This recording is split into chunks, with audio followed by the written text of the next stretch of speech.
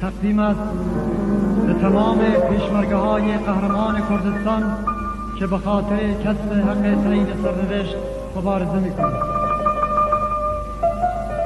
من پیشمرگ کردم و تفنگم از خون می‌روید. من شعله‌وار در خرمن شب زبا نمی‌کشم. من گرم و آتشین به انجماد فصل سرد می‌وزم. من مهربان گلهای خونم را بر گیسوان کودکان گرسنه می‌نشانم. من تلخ چونان خیزابه نفرت از دهانه زخم ناسور سرزمینم و باره می‌زنم. من پیشمرگ کردم. تو مرا میشناسی. من غصاره خشم رنجبران جهانم. من از سلاله ساره‌های سرخ کهکشان خلقم. من پیشمرگ کردم.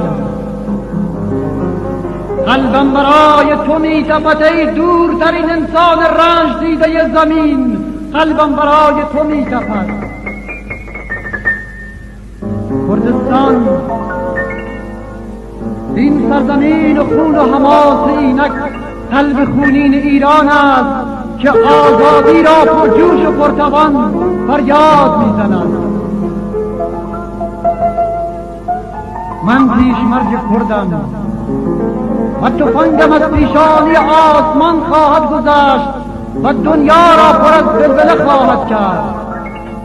قلبم برای تو می‌تپد ای دورترین انسان رنج دیده زمین. قلبم برای تو می‌تپد و شعر بزرگ آزادی را با خون خیش برای تو می‌سرایم.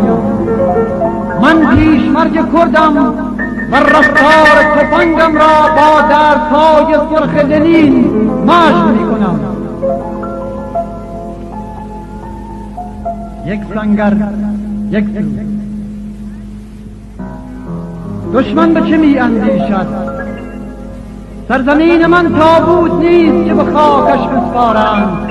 سرزمین من بمب است.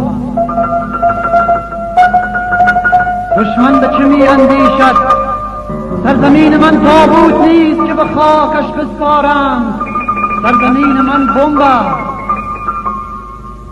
در زیر هر بوته بلوط کوهستان یک قلب سرخ که به اندازه کردستان وسعت دارد پرشور و گرم می‌تپد. وقتی سرود ای رقیب از کارگاه و مزرعه و مدرسه برمیخیزد، کدام رقیب سودای جنگ دارد؟ بگذار بیاید تفنگ‌های ما میزبان او. در تمام کردستان پراکنده می‌شویم. در تمام کردستان پراکنده می‌شویم. مثل نسیم، مثل بادهای خنک کوهستان، مثل عطر گلهای کوهی، مثل باران و زیر ریشه هر گل، هر گیاه، هر سنگ، هر درخت بذر عشق و آزادی میکاریم. نه تنهایت نمیگذاریم ای ستم کشیده خاک. نه تنهایت نمیگذاریم ای ستم کشیده خاک. تا آخرین نفر، تا آخرین نفس تمام کردستان یک سنگر است و تمام قلب‌ها یک آواز مشترک را تکرار می‌کنند: آزادی، آزادی.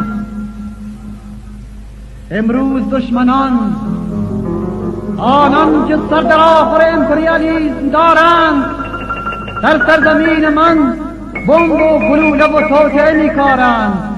با این همه در دشت‌های سرخ رودبارهای خون جریان دارد و گیاه آزادی رشد می‌کند.